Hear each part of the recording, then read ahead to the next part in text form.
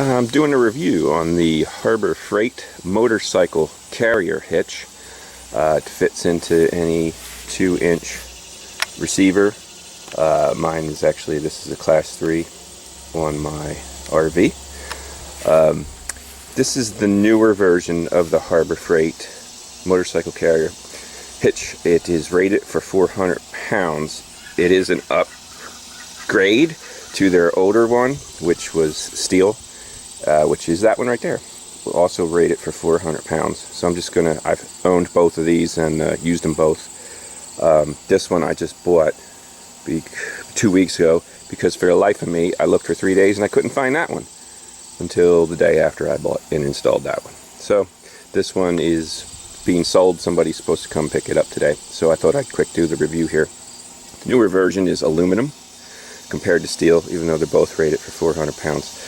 Some of the improvements and upgrades over the old one is, number one, it comes with this clamp here, which beefs the whole carrier up in the receiver. The old one used to have quite a bit of slop in it, and it would bang around, and you clinch that clamp down, and it's nice, pretty simple and effective way to tighten that up.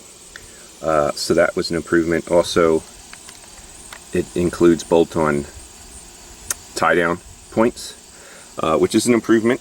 The old one did not have that. Well, it did, but they were there and they were welded on. So these are a little further apart, a little easier to use, I think. And it is aluminum. It has nice wide steps on it here, as opposed to just kind of these bolts that went through the old one.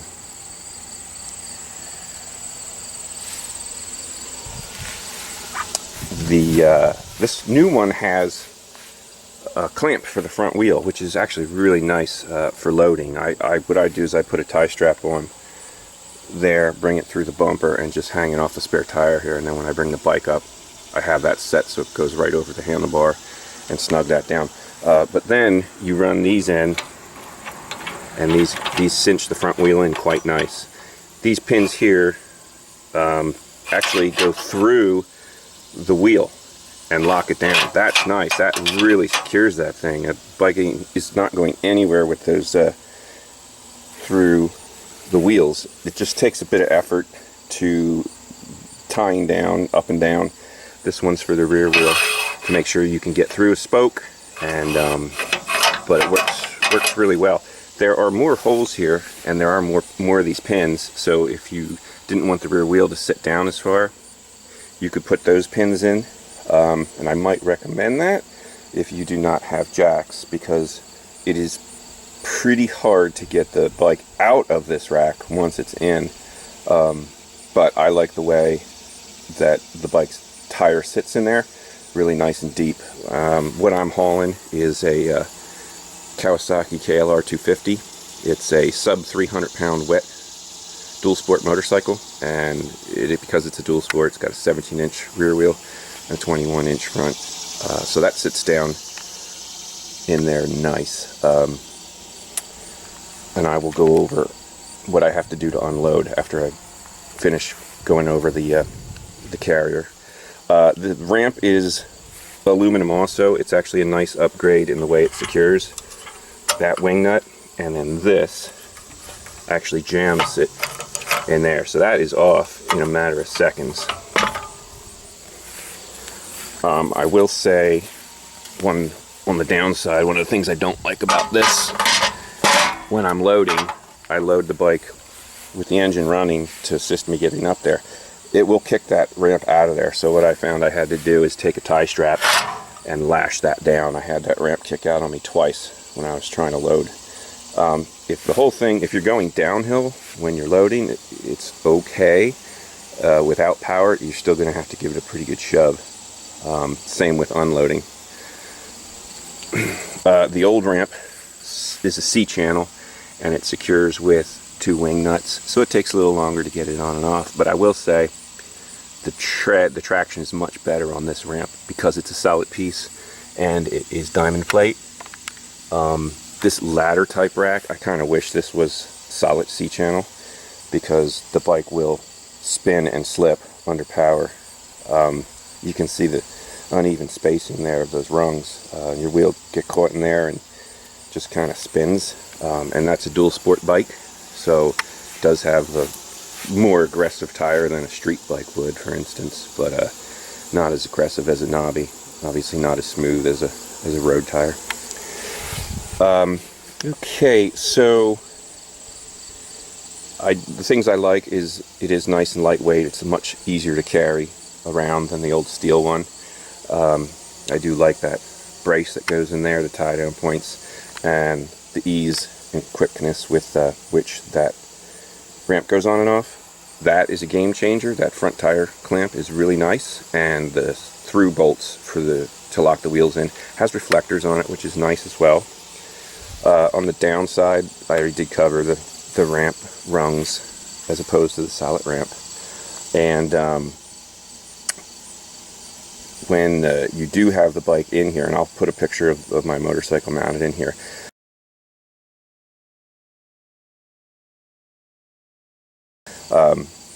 I was not able to get my bike, even with the engine on, out of there. I was just spinning the tire. So what I found I had to do was take my RV leveling jacks and jack them up and put a piece of wood under there, and then actually jack the bike up a little bit once I had these pins out and unlocked. And I did that because I have two of those on the front and the back, and after that I'm actually able to push the bike off of the rack without even running the engine to unload it. So what I'm probably going to do is make up some custom pieces of wood that fit in there real nice, because the wood I use is wood that I normally use for leveling. And the other thing is, obviously this is the new low point or extreme point on your pickup truck RV. So with the distance from the rear axle to the back bumper, and then that, when you go hit a rise, your departure angle is decreased because of the extra overhang. So this is your new low spot. The low spot of the low spot, you would kind of think was the very end of that, which this would be okay to kind of hit and make some contact because it's metal. Well, it's not. It's actually that. That's the low spot. So you can see I had a couple scuffs, and that's what happens. You end up grinding down your knob there. I mean, it wouldn't take too long to actually probably break that. You can take these knobs off. Actually, they do unscrew.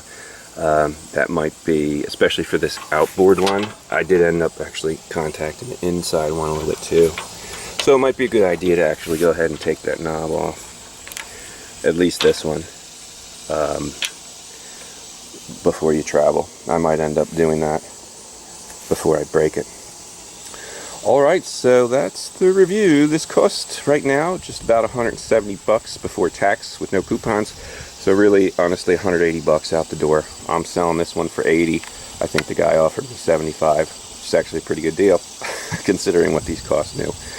Although I have to say, being upset that I found that one almost immediately after buying and installing this one, I like this one better, so I don't feel terrible about it. Basically, after I sell that one for $100.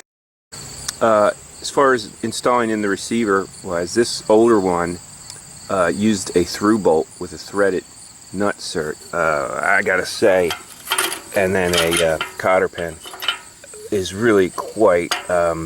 So there's a threaded nut in there, and two different positions. It was very cumbersome to try to line all that up and then shove this insert in through the receiver while jiggling around with this thing. So that is gone in the new one in favor of a very simple through bolt and a cotter pin. So much appreciated there. Good riddance to that. I also want to mention, I believe this retailed for around $120 when I bought it. I had a coupon 20% off, so I paid right around $100 for it, as opposed to about $170. Thanks a lot, Putin. So yeah, I would say all around improved, other than the ramp. I think should be solid. I don't know, but there you go. All right, so that's the review of the Harbor Freight. Let's get you a look at the decal here, so you can pause that if you want. Haulmaster, 400-pound capacity receiver mount motorcycle carrier. That'd be it. All right, enjoy. I hope you enjoyed it. Like, subscribe, and hit me up in the comments if you guys have any comments about it. All right, thanks.